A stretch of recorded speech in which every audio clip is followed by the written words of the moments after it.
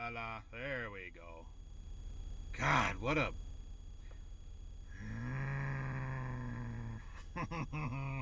How about now? Alright, give it 1 minute. It should be alright. Can't hear you. No audio. Nothing. How about video? Can you at least see me? Third time's a charm, I guess, right? Okay, I'm going to take it you can hear me because you... Yeah. Is it coming through clear? Is it at least not muffled? I have the truck running. I'm in the truck right now. Okay, good. Okay, yes, gotcha. Alright, there we go. Awesome. So, what's up, guys? How we doing? We got to start all over. My phone decided it was getting too hot, even though it was only on for like 5 minutes.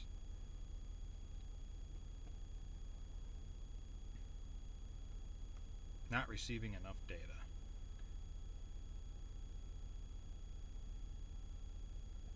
Sound is low. Things are good here. Okay. The video quality might drop a tad. Let me crank this bad boy up here. All right, let's try that. But I may have to lower the bit rate because I am on the laptop and I'm streaming over my data. Let's actually drop this down to... let's go down to 760 kilobits a second. Might not be the greatest, but at least it'll be... At least you'll be able to see and hear me. Alright, I'll be back over to the chat window in just a moment. Okay.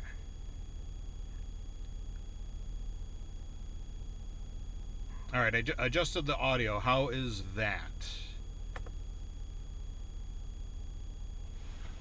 I wonder if... Let me check my... Alright, I'm on 5G. I have my cell... Let me put it up here. Maybe it'll help.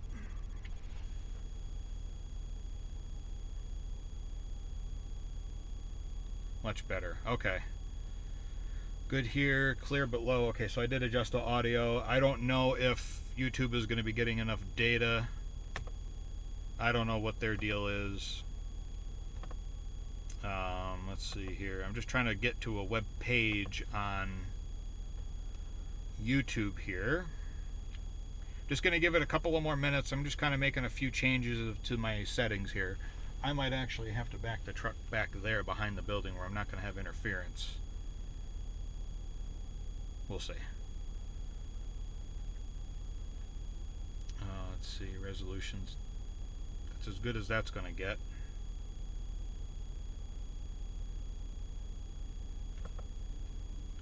We're going to drop the audio down just a little. Just got to save some data here. Okay. Streaming software is good to go. We're not recording. Everything looks good. Low usage. All right. So I guess we can get this party started. Or at least we'll try to. Okay. I know YouTube, you recommend a higher bitrate, but guess what? You're not getting it. Okay. Alright guys, what's up? Hopefully, I don't know if anybody caught the little bit of the last stream that I had. The last 2 streams that I had started. 2 of them didn't work so great. This one hopefully will be... third time's a charm, I guess, right? Just want to give you guys an update on what's going on. Answer a few questions, hopefully. Let's pop out chat. So I could minimize that page and still see me to make sure I'm actually working. Getting you loud and clear in the UK. Wow, you're watching all the way from the UK. That is awesome.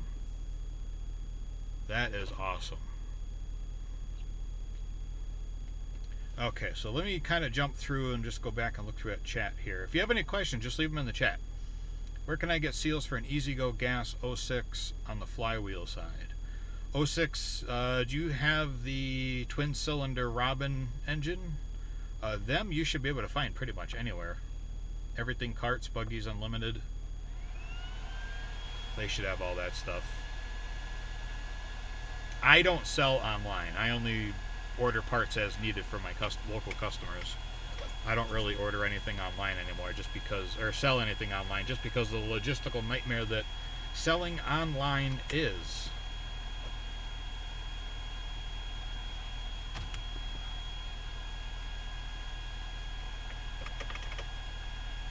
I know lately there hasn't been, I'll reiterate what I was saying in the previous live streams before everything kind of went to poop. The winter time here in the U.S., for me at least, is not kart season. At least in my location in Pennsylvania, all the golf courses, which I don't really work on carts that are in the at golf courses, they typically have their own maintenance program with their own cart supplier, typically. A lot of the golf courses around here shut down usually as soon as the first frost or the first heavy snow, which typically is October, November, depending on what the weather is like, I guess.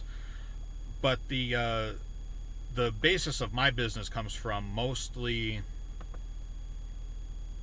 gated communities and private owners, really. That private owners that have golf carts in gated communities, or just private owners that kind of like to shop around for a golf cart mechanic.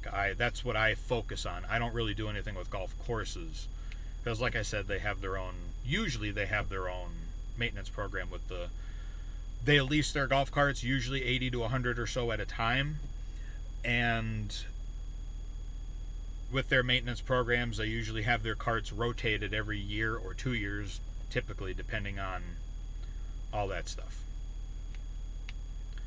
So I don't deal with golf courses. Rarely. There's a couple smaller courses in the area that I'll go pick up 1 or 2 carts from them, or 3 or 4 or whatever, and I'll do that.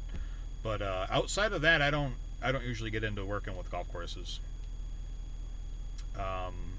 So having said that, this time of year, most of the gated communities that I work in, I don't work for them. I work for the residents of them. They hire me, and usually right after Thanksgiving usually is when everybody's gone. They usually go back home to their home states or their permanent residence, and golf carts either get stored in my building behind me, or they leave them on property. It all really depends on them. And right now we still have probably a good 6 or 8 inches of snow on the ground, especially where I'm at here, where the building's at. And I don't have snow removal equipment yet, so getting down in here is a bit of a chore. I have to use my excavator with the blade on it. Luckily, it has an angle blade, and it takes like a half a day to clear a 1,000-foot driveway going up and down, because I don't have anything else at the moment, which it's not really a big deal. But this is the time of the year where we start pulling carts out of storage and bringing them over to the shop, and that's when we start doing all the routine maintenance that people have paid. If you've paid for the routine maintenance, we do it then. We try to get everything done before it comes back, and then we'll do like all the repairs that were requested. It's just been a really rough year with a lot of stuff going on, so I'm a bit behind. Normally I have about 70% of the carts done, but I'm only got about a quarter of them done that I normally would have done. Just because with the weather. I got sick. I think I had the Rona. I don't know. I didn't get tested. Wasn't about to do any of that nonsense. I'm not a political channel, so I won't get into that crap. But it's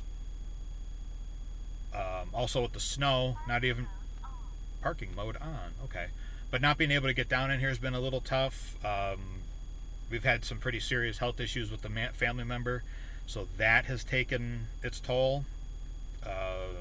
Yeah, so it's been, pardon my language, but it's been a real shit year so far. It's been a real shit winter, I should say.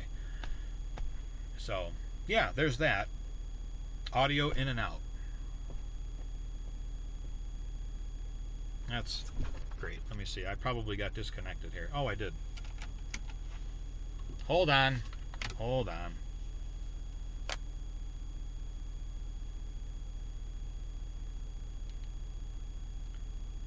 Let's try moving my phone here. Try that.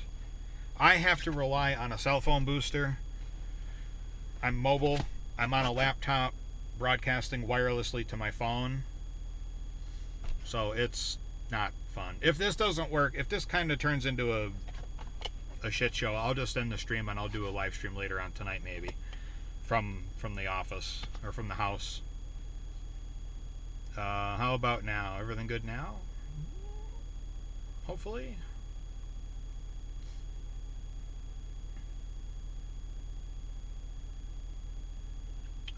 Dun, dun, dun. How's the audio now? Hopefully good. My power inverter that I have in here is the fan keeps turning on and off.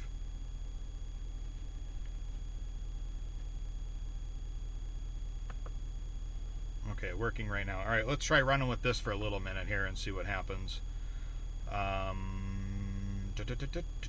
See, I don't know how many people are actually watching because I have no clue. Doesn't matter.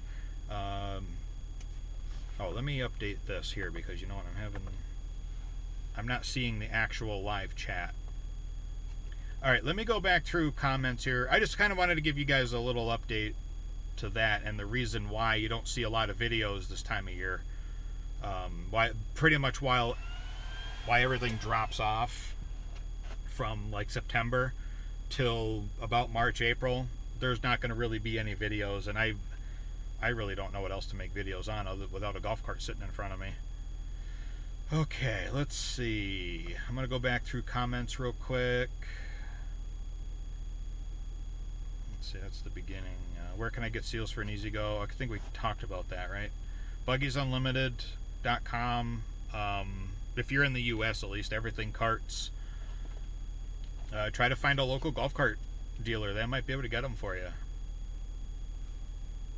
That'd be the best thing I can suggest for that. Very windy Buffalo, New York. What's up, Dale? All right. Yeah, it's windy here, too. I mean, it's not... Right now, it's not. It's actually calmed down quite a bit. And it's actually pretty nice outside today. It's almost 50 degrees out, even though I'm wearing 2 hoodies. But, you know, it's fine. Let's see. Fixed my 1987 Yamaha golf buggy starter motor brushes after watching you. Hey, no problem. The starter generators on these things, they're pretty straightforward. I mean, they're just like a series wound motor, basically. They're basically a miniature version of an electric cart motor. A few minor differences, but that's basically all they are. Oh, crap. What happened here? It just moved. Let's see. Can I bypass the foot switch that controls the start to go? You can. It's all it is just a switch. And well, it also depends on what cart it is. The newer EasyGo RXVs, and I'm not sure about the newer models. I know they use a foot switch. It's a double pull, double throw switch. So when you step on the throttle pedal, there's 4 contacts in there, 2 open and 2 close.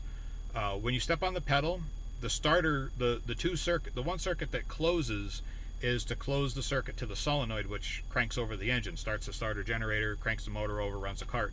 And on the other half, it opens the short circuit to the ignition coil.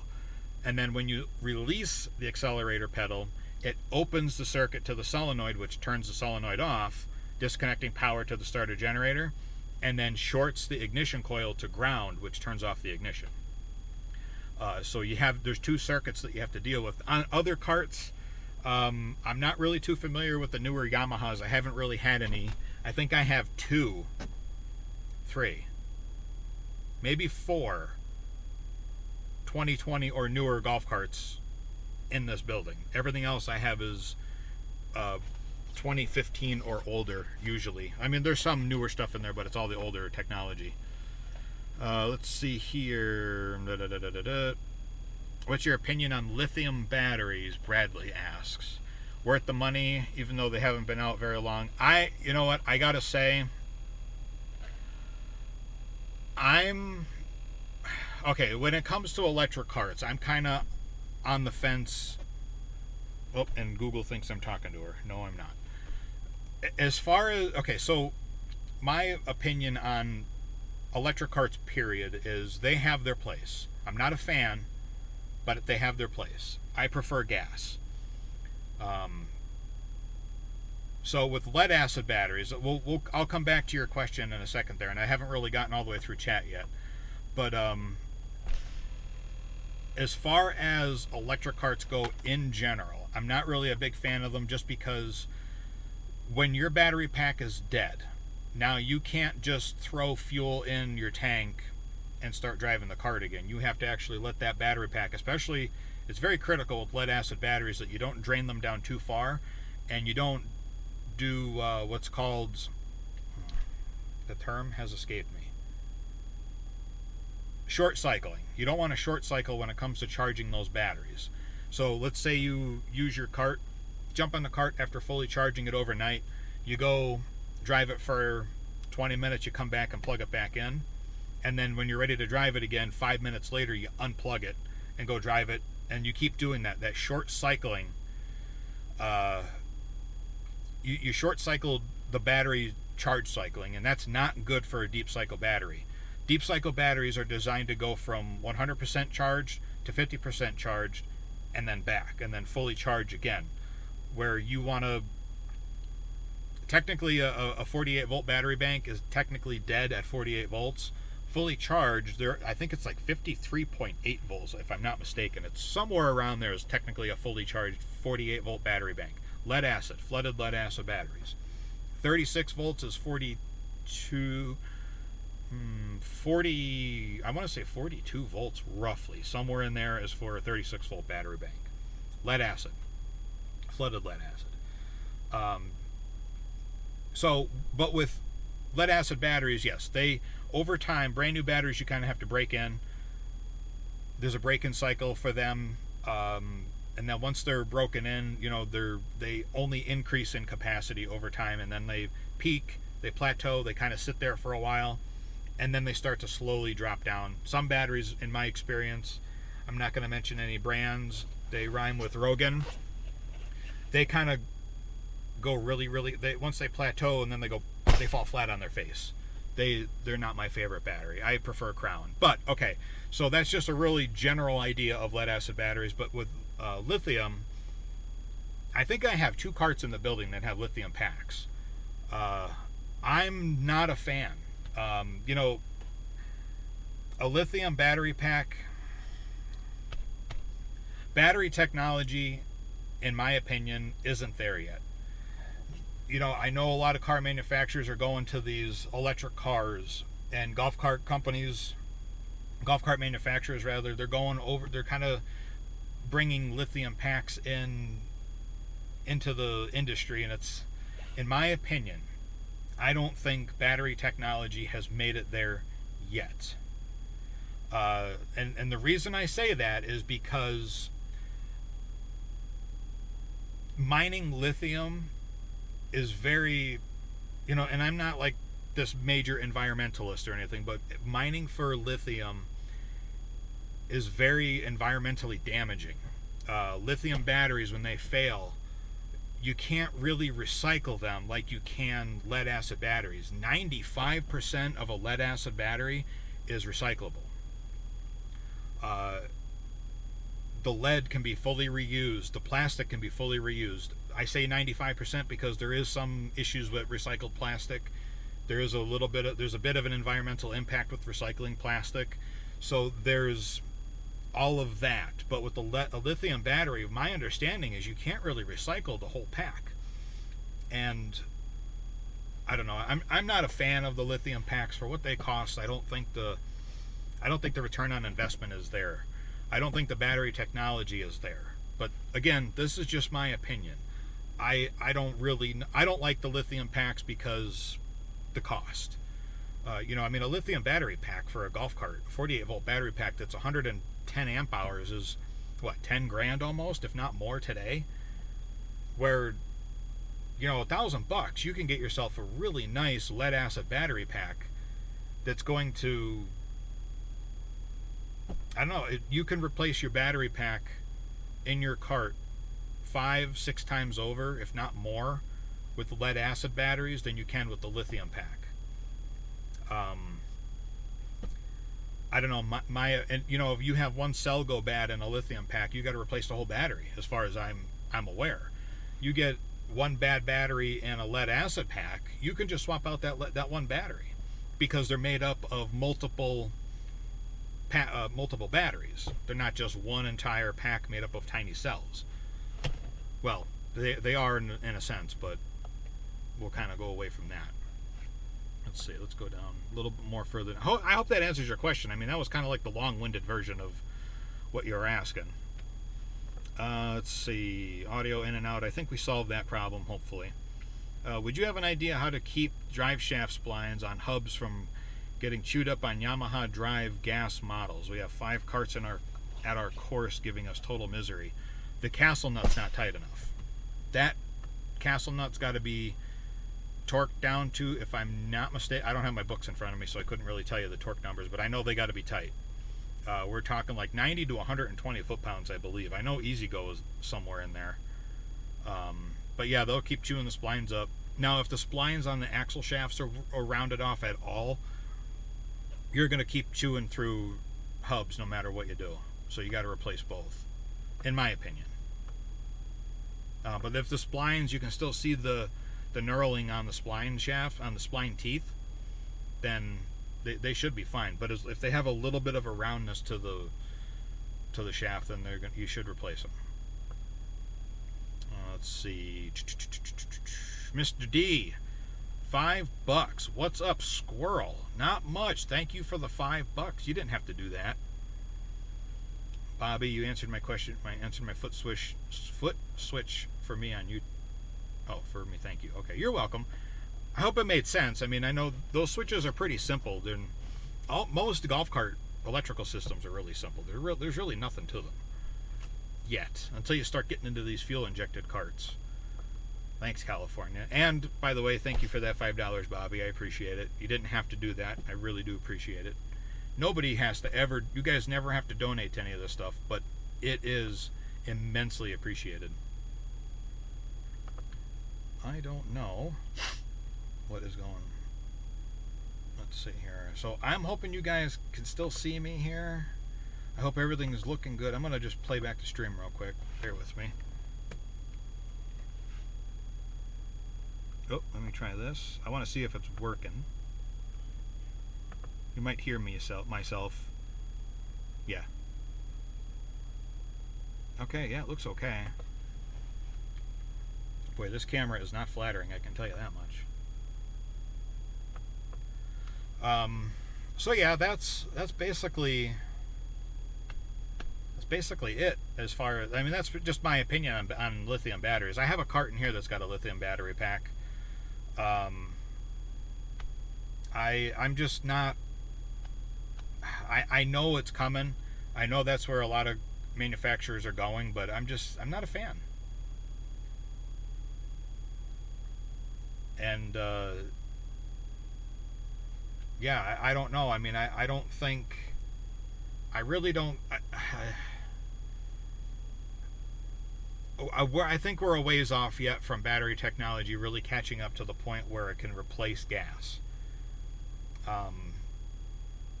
You know, I mean, you can get maybe an hour, 2 hours, depending on cargo, number of people, terrain. That's a huge factor in how long an electric cart would last.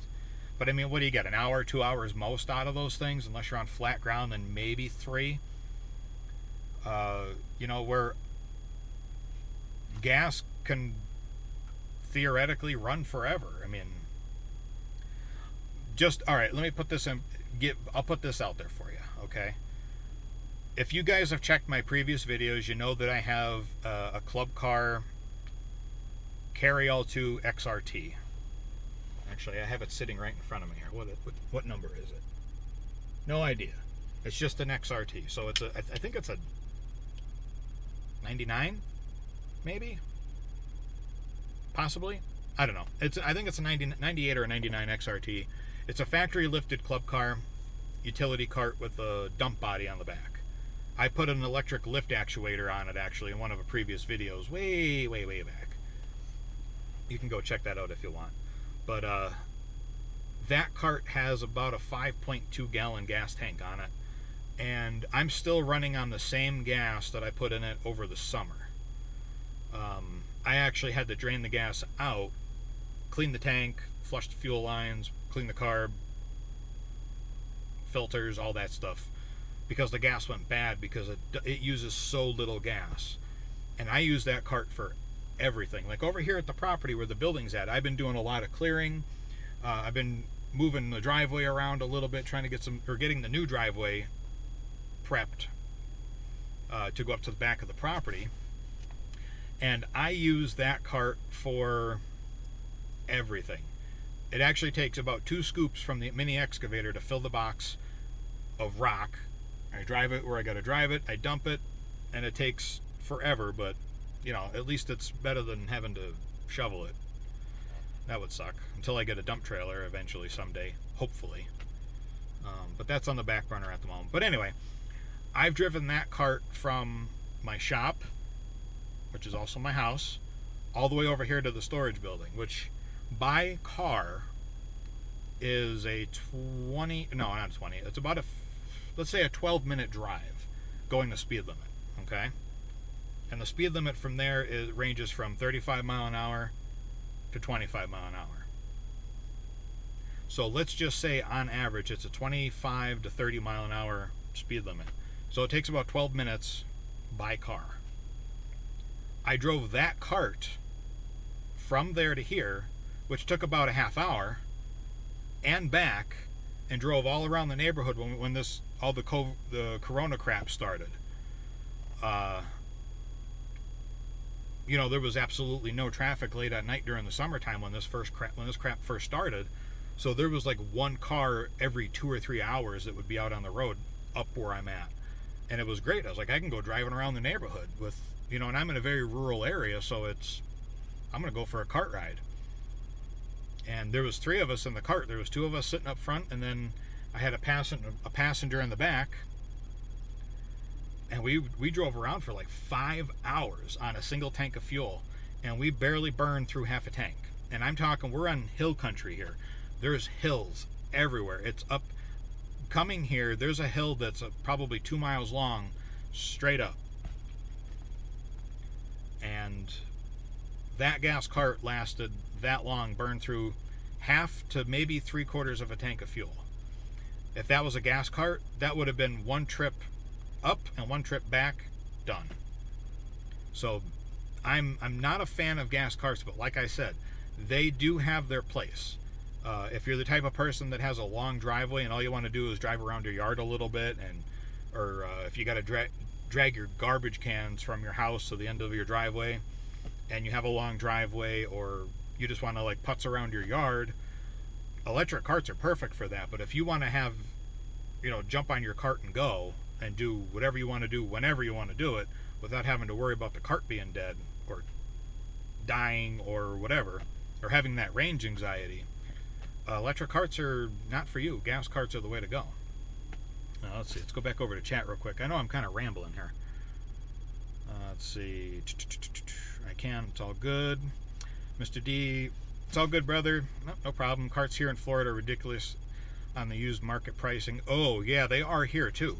They are here, too. I had a customer buy a golf cart, well, let's see, a couple of years ago. But a couple of years ago, I mean, before the whole coronavirus started. You know, it was a decent cart, back seat, windshield, top, lights, turn signals, horn, nice tires, just a standard 4-seater golf cart. I think they paid like $3,000 for it, and it was a 2002. I think it was a Club Card. Yeah, it was a 2002 Club Card DS, not a Precedent. Nice cart. Ran real good. It was quiet. Didn't burn. Didn't leak oil. Didn't chew through tires. The alignment on it was perfect. It was a really nice cart. They actually got that cart for a steal. Had low hours on it too, because it had the hour meter under the seat. They turned around and sold it last year before the season ended for $4,700. And they used the hell out of it. So, Used market around here is ridiculous. I can't even get carts to sell, which kind of sucks because I like selling carts because it's quick money. It's, you know, I could take something that I know somebody kiboshed and I can fix it and turn it into something really nice, and I know it's reliable, and I feel good knowing I fixed up a cart that somebody butchered, and I turn around and I sold something reliable. Now, if I get a cart that comes in that's, you know, it's going to need more money to fix it than it's worth, I'll just crush it. I'm not going to bother with it. It's not worth my time and effort. I have an 85 and an 88. Gas and wouldn't sell for nothing. Oh, me either. You know, that XRT, nobody can give me, there's no amount of money that anybody can give me for that cart. When I worked at a local country club, that's all we had. We had the club car, the Turf 2s with they had the hydraulic dump bodies, which, awesome. Loved that. I wish I could get my hands on one of them. The hydraulic thing. Ever since we had one of those, ever since I worked there, I was like, I need to get my hands on one of these Turf 2s. Almost had my hands on a Turf 1, a little bit smaller, but would have done the job. But a customer of mine bought, did they buy one? They just bought one cart, and they traded that cart in because where they are, they don't need the dump body. They just needed the back seat. So they traded that in, and I gave them a hell of a deal on the cart that they bought because I wanted that thing so bad. And I've had that thing since. I've had that thing for probably close to 7 years now, and I'll never sell it. I've had people stop, hey, how much you want for that? Can't give me any amount of money for it. That's my cart. Let's see. Thanks for that answer on the hub. No problem. On another subject, a lot of cart companies seem to be headed towards fuel injection. Unfortunately, that is true. Have you had any chance to look at these systems? I have. There's a bunch of them in the building that are fuel injected. I could tell you right now, I am not a fan. I know that's the way things are going. Thanks, California. But that's, so far, I have very mixed reviews on them. I've had very mixed feelings, I should say, on those carts.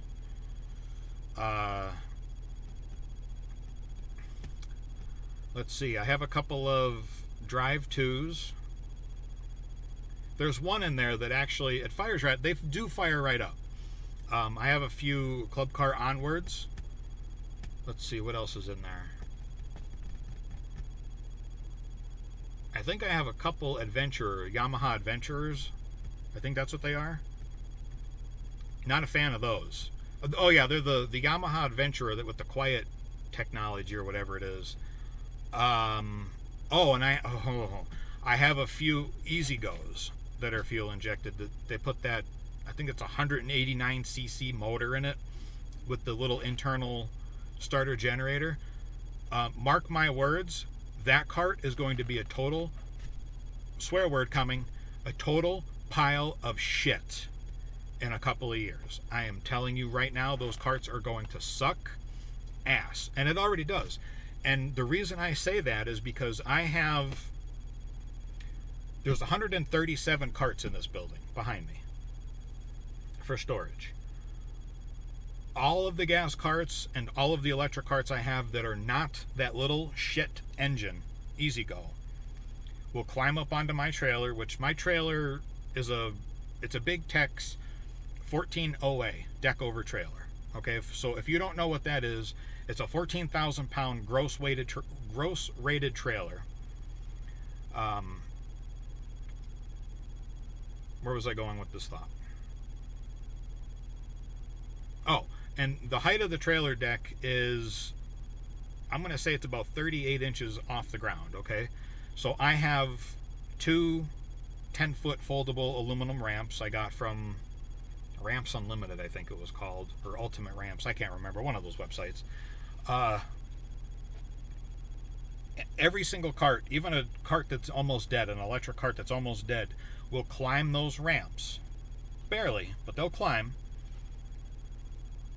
and get up on top of the trailer.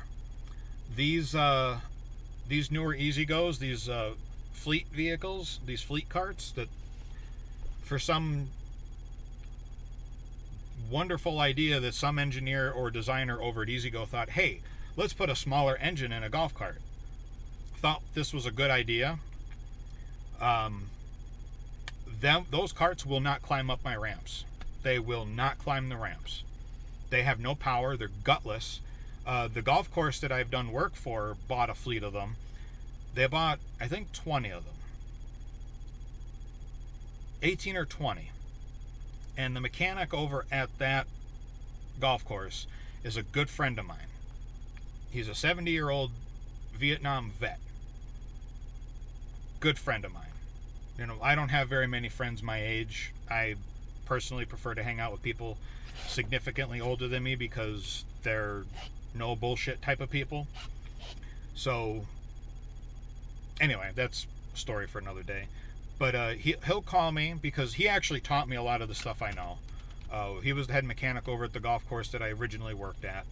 And he's been out of the game. He's been retired for quite a few years now, so he hasn't really been around a lot of that stuff. But he works at this golf course part-time to help the guy out because he knows the guy that owns it. And he's called me up and he said, I have 12 of these new EasyGos over here that will not start. They will not turn on. 7 of them had to go back to eat. Now, mind you, they bought these last year at the beginning of the season, so they're 2021 EasyGos. 7 of them had to go back for warranty, and they all needed new wire harnesses. And 4 of them needed starter generators. These are brand new flipping golf carts.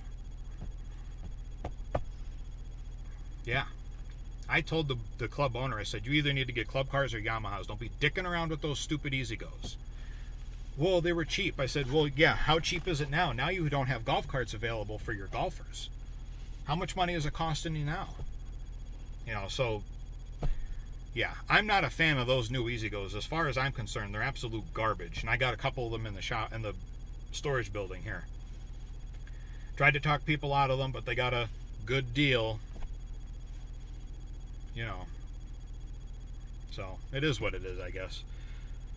Let's see here. But as far as the fuel injection systems,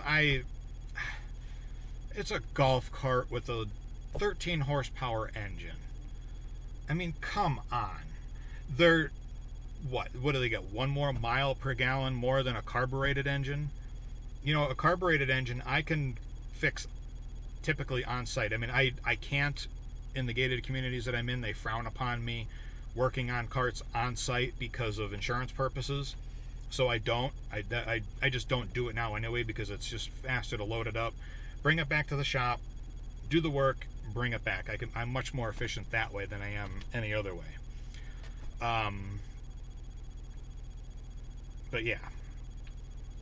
Say, Mr. D, hands down gas for the win. Unfortunately, a lot of neighborhoods with HOAs are saying no gas. Electric carts have the speed advantage.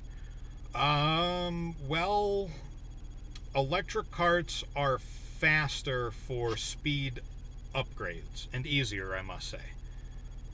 You can, especially an older cart, you can take like an old Club Car DS. You can even take a Precedent, Yamaha. A G6, not necessarily a G16, but like a drive. You can get a G19, a drive, which is a G29, a drive 2. Easy goes a little harder, I think, from what I understand. But you can do a Navitas DC to AC conversion and get a Navitas controller, inverter controller, throw in a Navitas electric motor, an on-the-fly controller, and throw 72 volt battery pack in those things, and bam, you're down the highway or down the road at 30 mile an hour, easy. Where gas, yeah, you got to do a gear swap in the rear. You got to upgrade the engine. You got to do clutch swaps. But I would rather do that any day over an electric swap. But you know, I know a lot of places now that allow golf carts. They're kind of frowning upon gas, which is dumb, but you know, I won't get into that political. I'm not a political channel, so I won't get into that crap. But yeah, they do have the advantage over gas in that respect because you can really upgrade those and make them faster a lot easier than you can a gas. Let's see, is it Daryl or Darrell? I don't want to, I don't want to mispronounce your name, but I'll say Daryl unless I'm corrected. I paid 100 pounds for my 1987 Yamaha. Is that pounds? Is that right? That's UK dollars, right? Or UK money? Quid, pounds. Put a new clutch in. New starter brushes. It runs perfect and will run forever. Yeah, that 1987 will run forever. If you take good care of it, it'll run forever. Let's see. The 87s, I believe, have a CDI box. If I'm not mistaken, it's mounted to the front firewall on the passenger side next to the solenoid. When they fail, rarely do they fail, but when they fail, they're really expensive to replace. What is that? Oh, somebody with a really big diesel. Daryl with an A. Okay. UK money. That's what I thought. Let's see. Peter, with the dirty gas tanks you see in the shop, it must be death for those fuel-injected systems. You know, I'm not really sure yet. A lot of the fuel-injected carts, my understanding is that they... Ooh, look at the sun's coming through the back window. I'm going to have to reposition. Let's do that. There we go. From my understanding, the fuel tank, there's a filter inside the fuel tank, just like your car. With the fuel pump, see, I don't know. I haven't really had I haven't had a chance to mess around with those. I haven't had any come into the shop that needed anything other than routine maintenance, oil filter, spark plug. Yeah, oil filter, spark plug. There's no grease fittings on these carts, which, again, they're built down to a price, and everything's built to fail these days. You know, you get on an old Club Car DS, the whole front end you can grease. The older Yamahas, they have grease fittings right on the clutches. One pump of grease is all they need, each. Yeah, everything's built to fail these days. And these new... I don't know what's going to happen with these new fuel-injected carts. I don't know how bad... I have to plug my phone in. I'm almost dead here. Stand by. I'm down to 14%. I probably should have been paying attention. How's the computer battery doing? That's not too shabby. Let's see here. Let's plug that in. Turn that on. Actually, no, I don't need that on. Stand by, guys.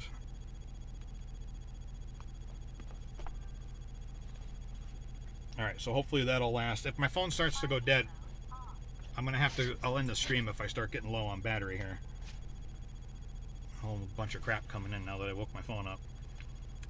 Let's see here. Got a little bit of air in here. It is warm. It's currently 49 degrees.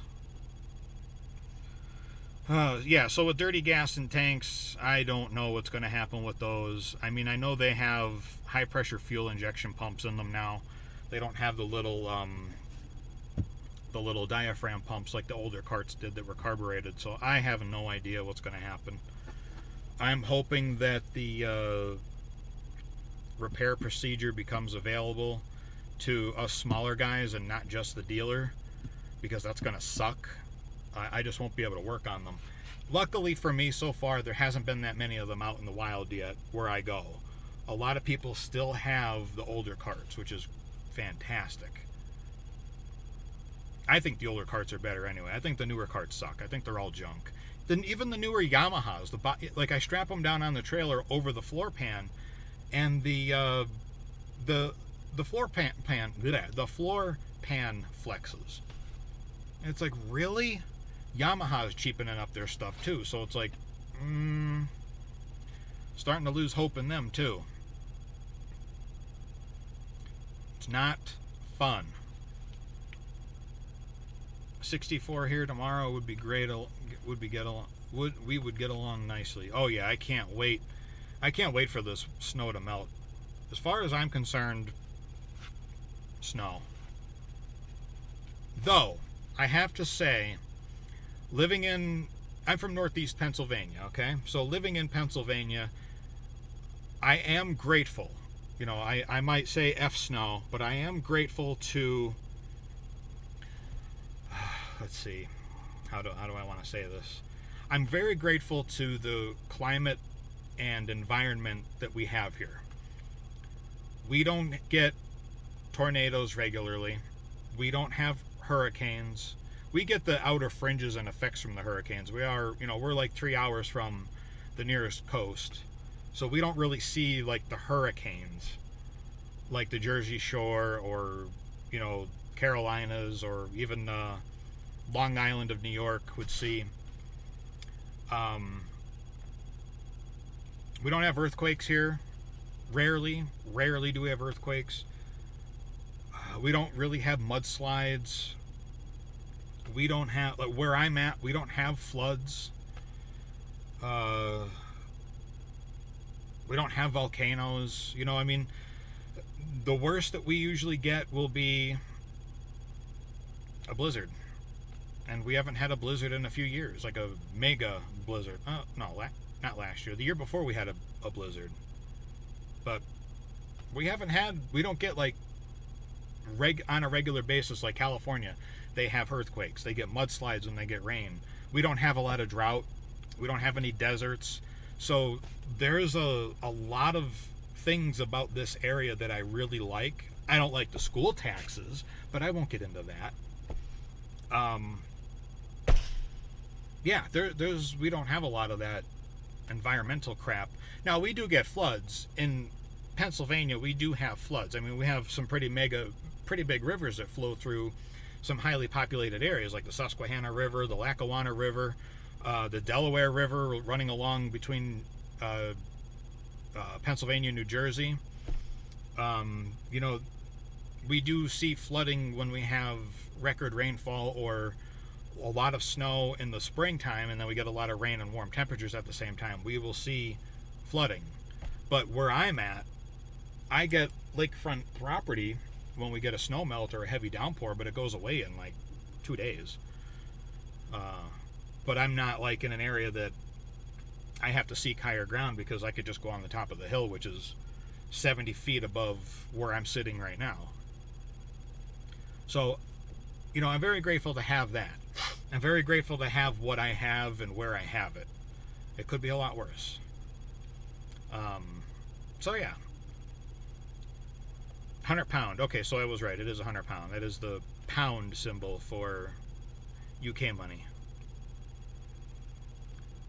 And I think we have cents. You guys call it pence, right? Or 100, like if it was 70 pound 50, it would be like 70 pound 50 pence, if I'm not mistaken. Where we just call it $1.50. It was 100. Like it's really funny that bringing up different currencies. It's funny because like in the United States, we'll say $1.50. So that'd be $1.50. We can say it's $1.50. Some people say, oh, it's $2 when it's actually $1.50. They'll round it right up to the next dollar, which is, I guess, is pretty common across the world. I'm not really sure. They'll say $1. They'll say $1. Greenbacks. I don't know. There's a bunch of other ones. I don't really care. I just say, give me $1. Or whatever. Hey, Frank, what's up there, buddy? How are you? I haven't been too bad. Watched the beginning of the stream. I kind of talked about some stuff going on. It's been a bit tough. Let's see. Dale S. What are your thoughts on putting the carb parts in a sealed glass jar with gasoline and placing the jar in an ultrasonic cleaner? That's a really good idea, actually. And that works, believe it or not, that works really well. I would probably put it in an old peanut butter jar, maybe a plastic one. I don't know how well the glass would hold up with the ultrasonic waves. I don't know if it would hurt the glass or not. I'm not sure. I actually do that. I'll take a carburetor and I'll put it inside of like an old peanut butter jar that's got gas or carburetor cleaner in it, something that's not going to destroy the plastic. and then let that float inside warm water. It does an amazing job. But yeah, that works. That's actually what a lot of people do, because it keeps the ultrasonic cleaner itself clean, and it's easier to deal with a small amount of cleaning solution, whether that be gasoline, carburetor cleaner, or an ultrasonic cleaner solution, than it is to deal with an entire mega 10 liters, for example, of it.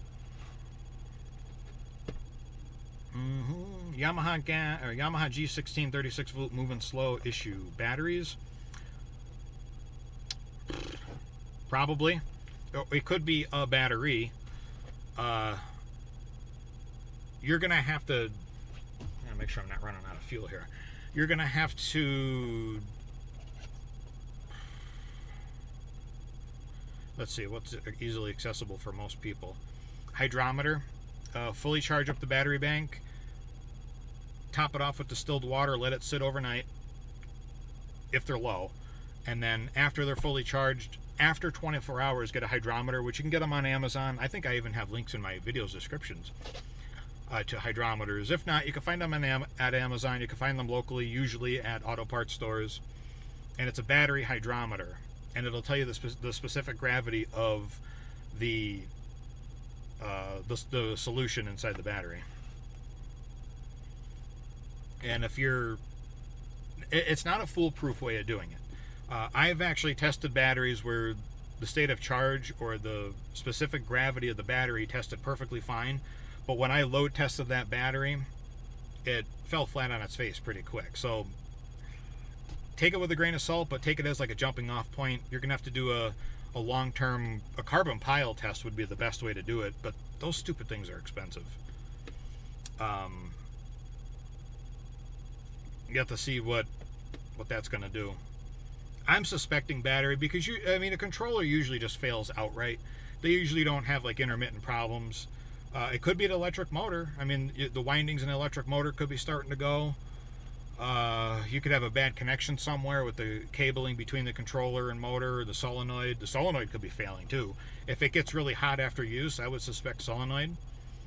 But I'm leaning more towards battery. 99% of the time, it's a battery problem. Let's see. Peter, old carts are the best. Absolutely, I 100% agree with you there. To a point, but yeah, older carts are best. Club Car DS is my favorite. Mine too, actually. I love club cars. That's my go-to. Yamaha and Club Car are very older carts now. So it's Club Car and Yamaha and E-Z-Go. Actually, E-Z-Go doesn't make it on screen. They used to be good. The really old E-Z-Gos used to be good, but there's still things that they did that are like, I prefer Yamahas and Club Cars. Club Car is my go-to. Yamaha is my go-to because you can weld onto the frames easily with a MIG welder. But Club Car is my favorite because there's just so much room under the seat. So much room under the seat. Let's see. Sorry, I got to finish reading that comment. Let's see. We have a small fleet of Precedents, and they are made so bloody cheap. Oh, yeah. I 100% agree. The only good thing about them is it takes 2 minutes to change the voltage regulator. It's easier to remove the gas tanks, too, on the Precedents. The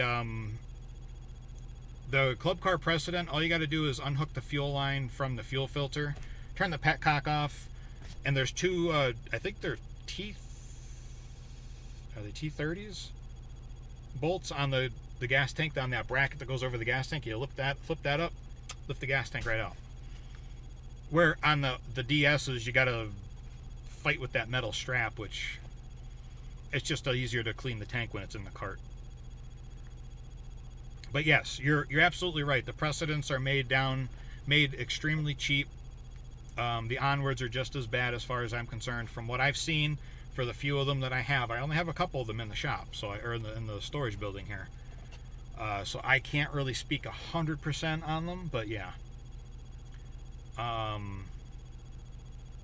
Yeah, voltage regulator is really easy to get to, and so is the solenoid. But see, I like it when they kept the electronics in that little control box.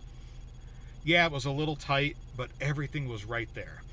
Now, my biggest gripe with Club Car is where they have the battery mounted. Who thought that was a good idea, putting the positive terminal that far from the frame rail, where the negative terminal is like this far away? That has got to be one of the stupidest things. I mean, it's fine and it works, but really, I mean, you should always unhook the negative terminal first, and then the positive side, and then when hooking it back up, just the reverse, positive first, negative last, so you don't short it to the frame. Even though they have a really big, heavy sticker there, it's still dumb, my opinion. But I like everything in that little control box. I think it makes it a lot cleaner looking. Okay, so it looks like the charger is holding good. The battery on the laptop is dying. I'm going to turn the charger on real quick. Not ready to end the live stream yet. Probably going to go for another maybe 15 or 20 minutes here, and then we'll kill it. Let's see. Didn't think of the plastic jar. Thank you. You're welcome. Yeah, I personally use the plastic only because, like I said, I don't know what glass will do inside the ultrasonic cleaner. I don't know if it'll shatter. Using gasoline in a glass jar is usually frowned upon because it will build up pressure with the vapors building up. I don't know what it'll do. It could shatter and you could have a bigger problem. So I'd rather use a plastic jar. Even like a Tupperware container would work too. Like you could do like a Tupperware container that would float, that's small enough that it'd fit inside your ultrasonic cleaner, but big enough to hold the part you're trying to clean. That's definitely an option. Something with a snap lid preferably. Yeah, I'll load test and check it out tomorrow. I've got a couple of hydros. Yeah, those are good to have. I have a couple hydrometers. I have a few of them for checking my vehicles too, because I got coolant ones too. Oh, shots fired at Easy Go. That's not the first time, Mr. D. If you go back and look earlier, I've made some shots fired on the TXT fleet with the little, what is it, 185 cc garbage motor, the little Chinese motor they use. Yeah, I fired some shots at them. I think they're just as bad as the electrics, the 48 volt electrics. That's true, just a bracket. Yeah, easy bracket to remove. Can you load test 8 volt batteries? You can load test any lead acid battery. The proper way to do it is with the carbon pile load tester, but your average Joe is not going to go out and spend $900 on a carbon pile tester. I mean, unless you really want to, you can, but those freaking things are expensive. I have a piece of equipment in the shop. It's called a battery extender. It's a really neat piece of equipment that I invested in. Very happy that I made the purchase. But yeah, they're easy. I mean, you can load test them. The way I used to do it was I would load test them for, I don't know, about 6 hours with a resist. Alright, so I had, out of the old 36 volt club cars that had resistors in them, even the older Easy-Go's used to use resistors. I would make a resistor bank and load up that battery with like maybe 15 amps. I would stretch it out so it would be a 15 amp load on the battery, and then just let it run one battery for, I don't know, watch the voltage and see how fast it drops. If it didn't drop down very quickly after 3 or 4 hours, I would let it go and consider it good. But if it dropped down after an hour from fully charged down to whatever, then I'd say time to change this battery out. But yeah, you can load test them. It's really tricky to do one battery without the proper equipment. Let's see. I mean, the other way you can do it is if you have one of those 12 volt load testers. They'll kind of give you a rough idea of not necessarily the capacity of the battery, but they'll kind of tell you pretty quick if you have a bad cell, because they're usually about 100 amps load on that battery, and it's really not good to hit them that hard that quick, but In a pinch, they're not. They work. Oh, you love those electric brakes. Oh, yeah, they're my favorite. I think it was the best invention that E-Z-GO ever did. I got to move my truck because the sun is... Ooh, don't hit. There we go, because I got lens flare going on here.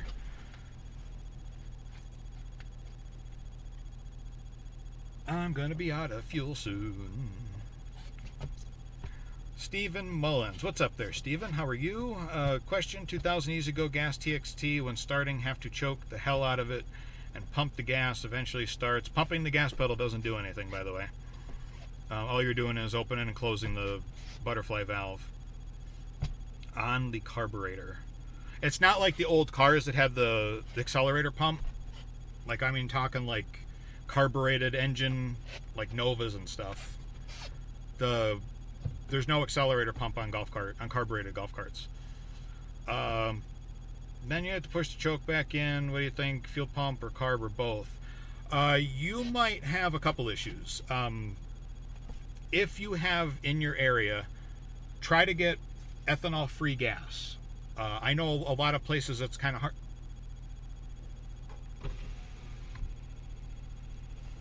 One second. Hold on a second.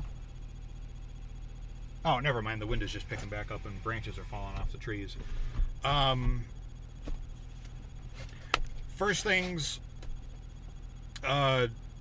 if you can, try to run ethanol-free fuel if you're not already. It's a lot better for the carbureted carts. It doesn't destroy the fuel lines. It doesn't hurt the diaphragms and the rubbers inside the fuel pumps. And it's better for all the rubber components, if any, inside your carburetor. And it's just way better and makes the engine run a lot better. As far as the issue you're having, there's probably a little bit of moisture or some debris inside the carburetor. So you will have to pull the carb, clean the bowl, clean it out with carb cleaner, put it back together.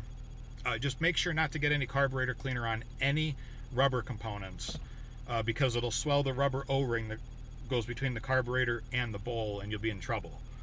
And unfortunately, they don't make rebuild kits for these carbs, so you have to replace the whole carb unless you go and find a carburetor that has a similar sized O-ring. Dumb, but you know, it is what it is.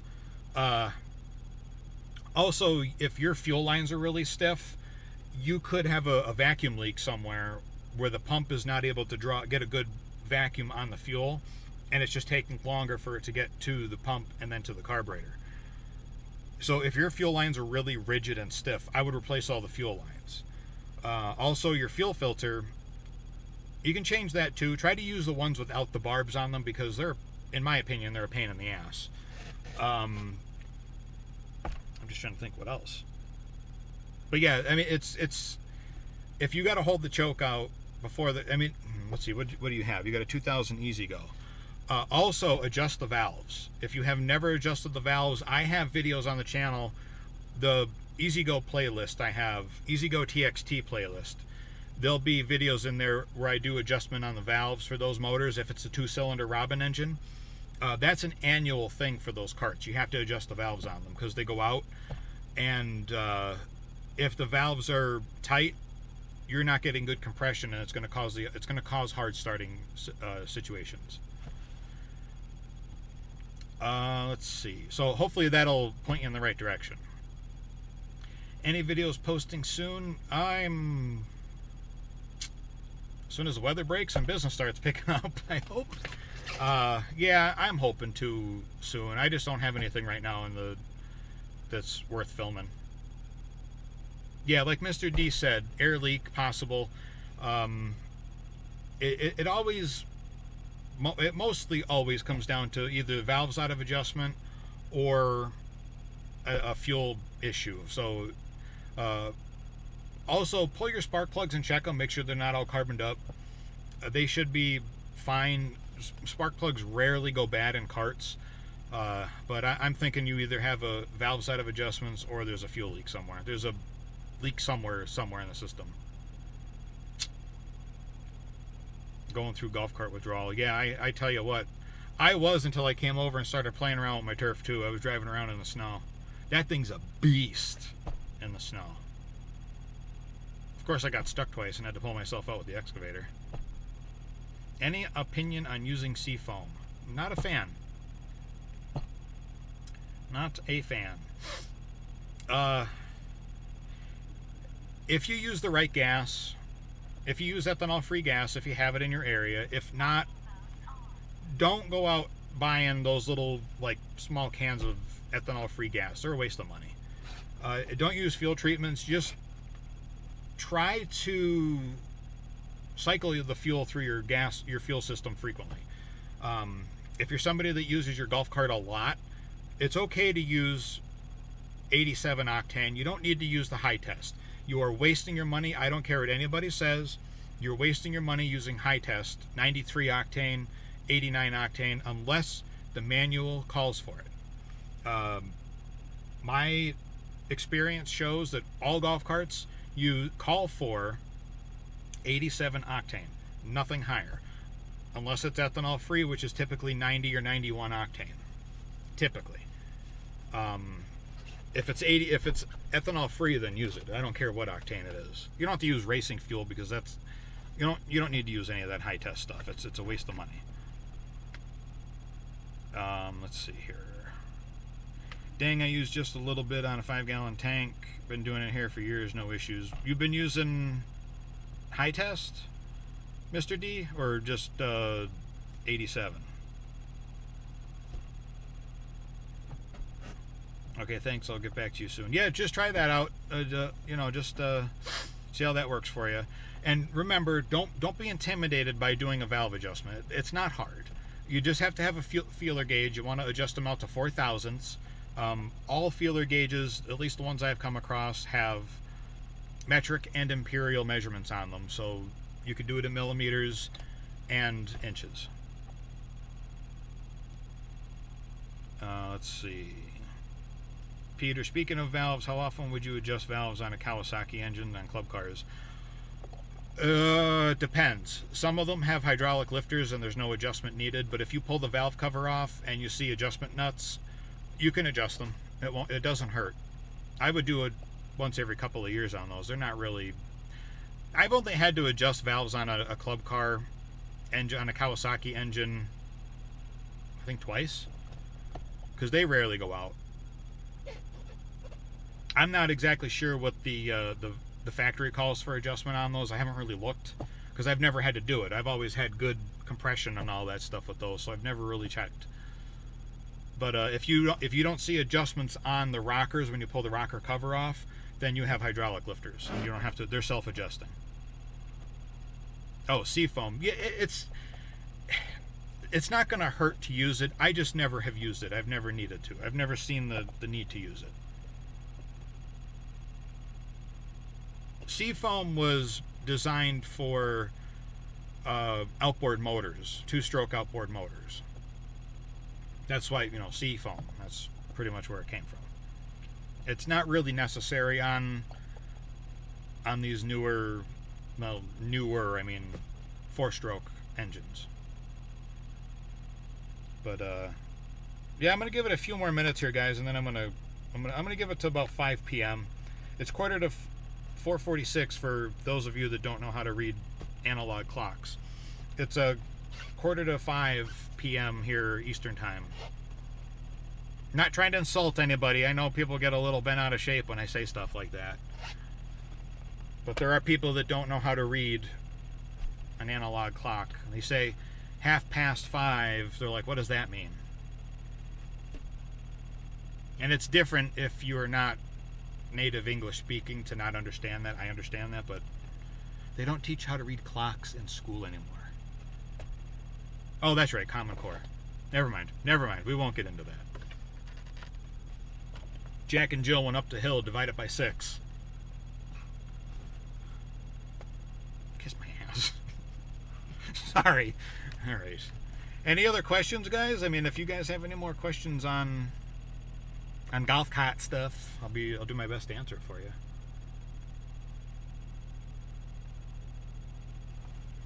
It's almost cherry Pepsi time. Cherry Pepsi time, Mr. D. A little bit of Captain. No judgment. It's almost dinner time for me. I'm hungry. Oh, check this out. I got some new signs I got to get put up around the property. Thanks a lot, insurance company. So, for those of you not familiar, a lot of states, I know a lot of people in Texas are going to know this, maybe even other states, but this color is called No Hunt Purple. I have to go around the entire property and put these up all over the place. I don't have enough here. I actually have to order more. I was allowing a few people that I know to come in here and hunt. No rifle hunting. I was only allowing people to come in and bow hunt and trap. And I've run into a few, I'm not going to name any names, but I'm going to say there was a few issues. So I have to revoke everybody's access to the property now. Anybody, and I have cameras. Well, I've had cameras up, but now these cameras actually are connected to my phone directly, where the other ones I have to log into. Unfortunately, I have to revoke access, and I'm putting a gate up. It's just become, yeah. But anyway, it's called No Hunt Purple, and the law in Pennsylvania only recently, which is kind of dumb.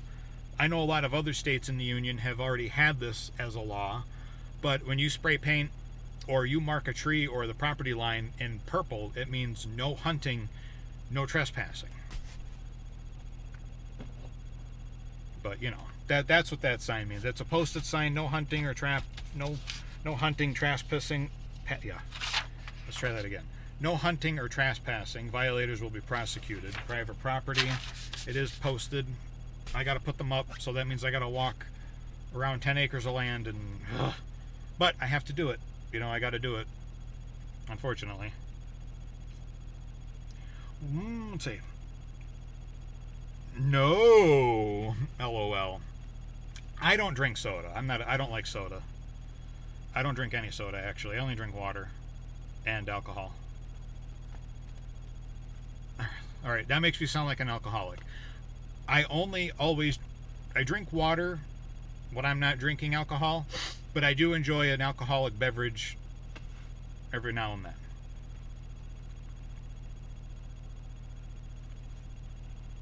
Let's see. All right, let me go back through here. Thanks. Checked a few in there. I'll pretty much inspect. Just curious on your take. Oh, okay. Yeah, it's as far as the valves go. Like I said, it's on easy goes on the 2-cylinder Robin engine, MCI and pre-MCI and MCI engine. Both require valve adjustments. The MCI not so much, but I check them anyway. When they're here, when they come in for service, I just check them anyway. It takes 5 minutes. Let's see. What's your thoughts on Startron fuel additive? I don't know. I don't have any experience with it. I personally don't like fuel additives, unless if you're running ethanol-free fuel, fuel stabilizers, I'm okay with, like Stabil or any of the like. I'm fine with. But if you're running ethanol fuel, ethanol-based fuels, anything that's got 10% or less, they don't do anything. They don't work. The fuel still gels when it gets old. I have carts that are in this building they have fuel stabilizer in them. Most of the people don't listen to me, and they run ethanol-based fuels, pump gas, 87, and I'm going to pull about probably 60 of them out of there, and I'm going to have to pull the carbs on them because the fuel gelled, regardless of the fuel treatment. And it's unfortunate, but it's the way it is. Let's see here. I might do another live stream later tonight, when I know more people are going to be available. I might do something around probably 8 o'clock. We'll see.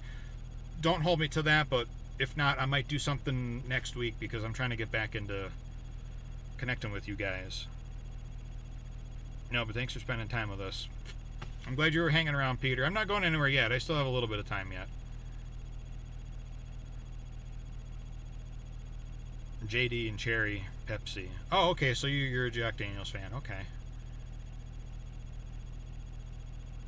I have a 1994 and a half Easy Go medalist. I'm sorry. When trying to get parts, do I get 94 or 95 parts?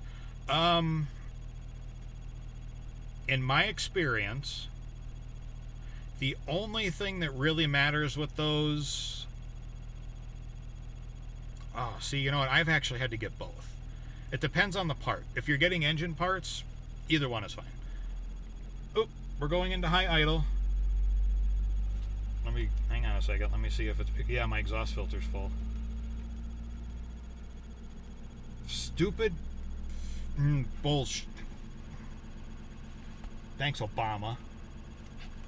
I don't know if you guys can hear it. It's going into regen. I'm just looking out and checking the exhaust because it's going to start to really stink soon. But back to your question, David. Yeah, it's going to depend on the part, really. I mean, if you're just doing routine maintenance stuff, usually the 90, you can get the 96 stuff even. The TXT stuff fits the Metalists.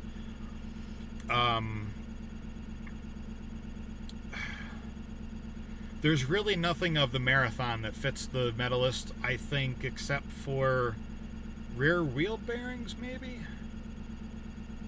I don't remember. I don't have any of those. Do I? No, I don't have anything pre-94 in the building.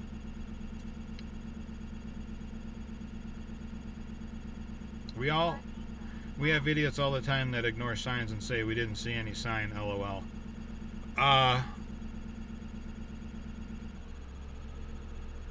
Jesus, truck. Is it blowing white smoke yet? Yep. Oh, it stinks. You know, I love my truck because it's very powerful and it has the highest cargo capacity of its year because it's an XL. It's a Ford F-250 with a 6.7 diesel. No options when I bought it. It was a bare bones work truck. It didn't even have cruise control, no CD player, nothing. It's got all that stuff now because I've already added all the factory options. It's even got auto lamps, daytime running lights. One thing I really like is both windows go up and down automatically when both have auto windows. Yeah. Anyway, let's go back to the chat here.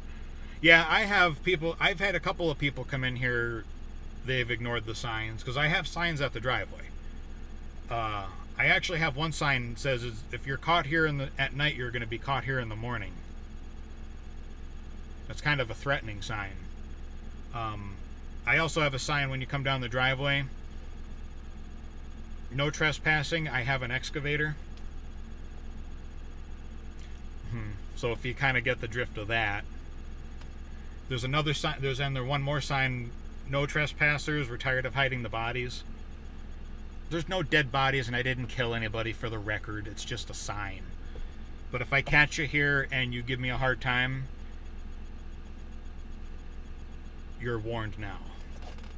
Oh, and if you're not invited and I catch you here, you're going to be in trouble.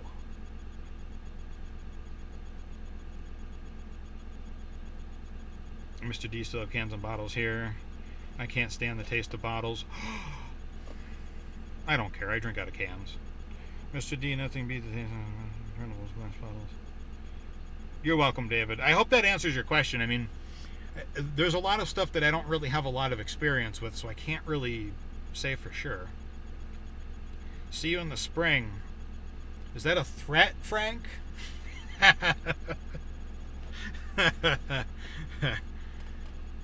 I hope I don't have to see you in the spring. I hope everything's running good. But if I do, it'll be good to see you. Frank is a local customer of mine, if anybody wondering. But, shut up, truck. I'm gonna go right back into high idle again here soon.